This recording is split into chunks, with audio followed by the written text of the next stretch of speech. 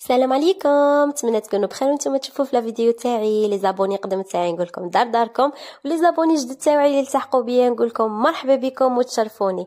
اليوم جبت لكم لا غوسيت تاع الكحك الوهراني بوصفه سهله بزاف وما فيش بزاف مقادير. بسم الله نبدأ في الوصفه تاعنا. عندنا في الكحك تاعنا عندنا كاس تحليب، نتوما عبروا باي كاس عندكم.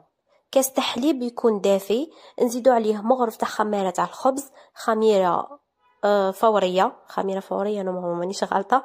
نخلطوهم شويه باش تذوب لنا هذيك الخميره تاعنا.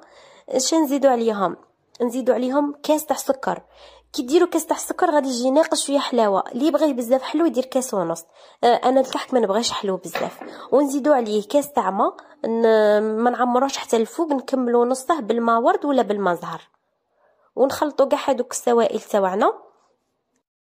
نزيدوا عليهم الزاز تاع الليم ولا تاع التشينه، مبشور برتقال ولا مبشور الليمون.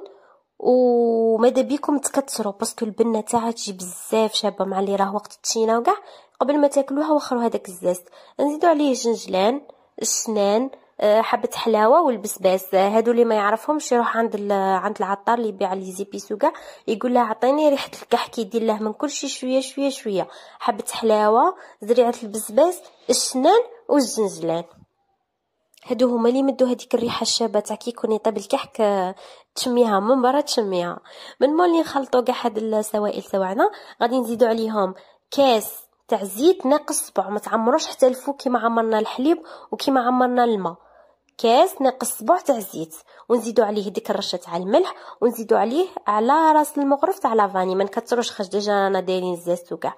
ونبداو نزيدوا في الفرينه تاعنا تدريجيا ونخلطوا حتى تولي عندنا اون بات ما تكونش ما نشفوهاش بزاف باش يجينا شغل مصوف هكا، يجينا قطني. ومن ما نجروهاش تانيك بزاف. دوك تشوفوا القوام اللي غادي نوصل لها انا في العجينه تاعي. الكحك يبغي اليد صراحه، الكحك الخبز الصوالح كاع يبغوا اليد باش تحسوا بلاكم ديروا في حاجه تاع بكري، تشموا هذيك الريحه تاع بكري. شوفوا لموها بالفرينه حتى تولي عندكم قلت لكم اون بات، عجينه متماسكه، طريه شويه ماشي قاصحه. من بعد حطوها في البلون طرافاي تاعكم وعجنوها من 5 دقائق حتى ل 10 دقائق.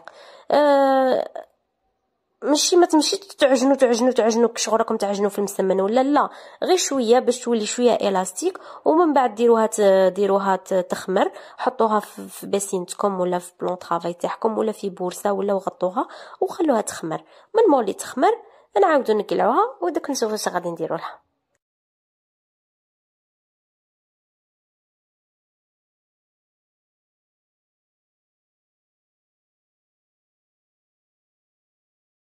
شوفوا الله يبارك، من مول اللي خمرت لي علامه مع اللي كنت شاعله الفور وكاع كان عندي الحمام في الكوزينه.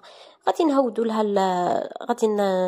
لها التخمير تاعها ونبداو نديروها كويرات ديبول. اللي عندها الميزان وتبغي تخدمهم كاع قد دير من 14 غرام حتى 15 غرام، واللي تخدم عينها ميزانها كيما كيفي تخدم عينها ميزانها، تخدمهم كاع كويرات وتغطيهم باش ما ينشفولهاش، ما يديرولهاش هذيك الجلفه اليابسه من الفوق. تخليهم واحد 5 دقائق ولا هكا يختمروا.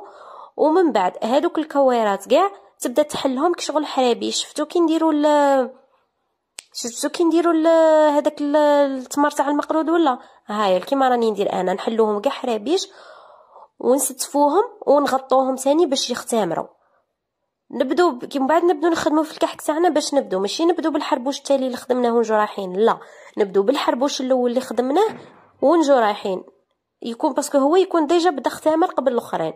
هذه هي الطريقه اللي نشكلوا بها الكحك تاعنا. نحلوا هذاك الحربوش تاعنا ونحكموا خدمي ونقطعوا هكا هذوك نديروا له شغل هكا تشققات ونبلعوه. ومن بعد نستفوا في البلاط تاعنا ونحكموا حبه تاع البيض، نديروا لها شويه حليب وندير لها شويه قهوه سريعه الذوبان على جال لا كولور وعلى جال ريحه تاع البيض.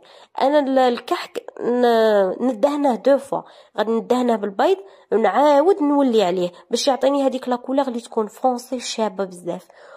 من مولي ندهنوه نخلوه في البلاط تاعه يريح.